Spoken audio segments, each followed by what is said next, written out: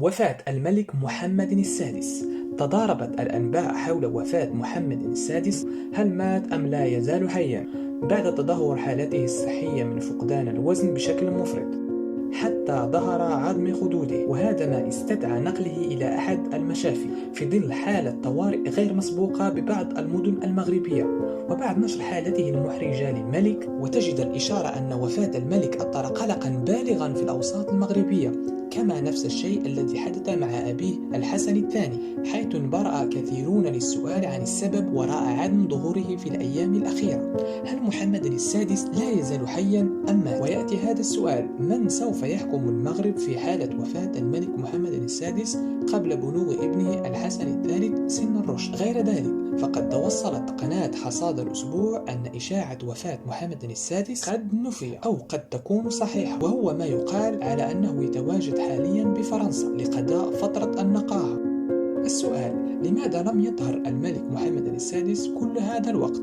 وهل حقا هو متوفي من سنة أو شهور؟ وهذا ما جعلهم لتهدئة الأوضاع في المغرب حتى يبلغ الابن الحسن الثالث سن الرشد لحكم المغرب. سؤال: ما هي السنة المتوقعة التي سوف يموت فيها محمد السادس بالتحاليل العلمية والذكاء الاصطناعي؟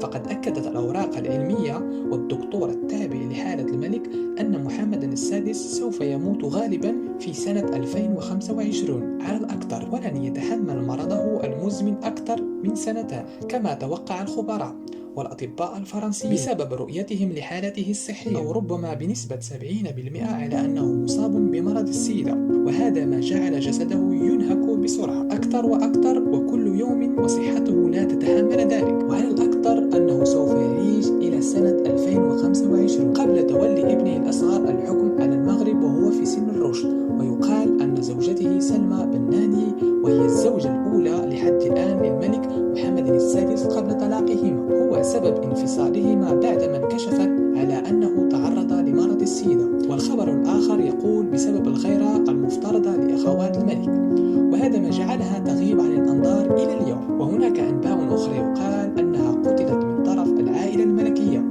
لعدم نشرها تلك المعلومات الحساسة. وهناك أنباء أخرى من صحيفة فرنسية يقال أنه تم الضغط على ولي العهد الحسن الثالث لعدمه نشر كل ما يدور حول القصر وعن أمه التي قتلت أو ربما طردت من القصر الملكي. لا تنسوا الاشتراك في القناة والضغط على زر لايك لنشر العديد من الفيديوهات، وشكرا.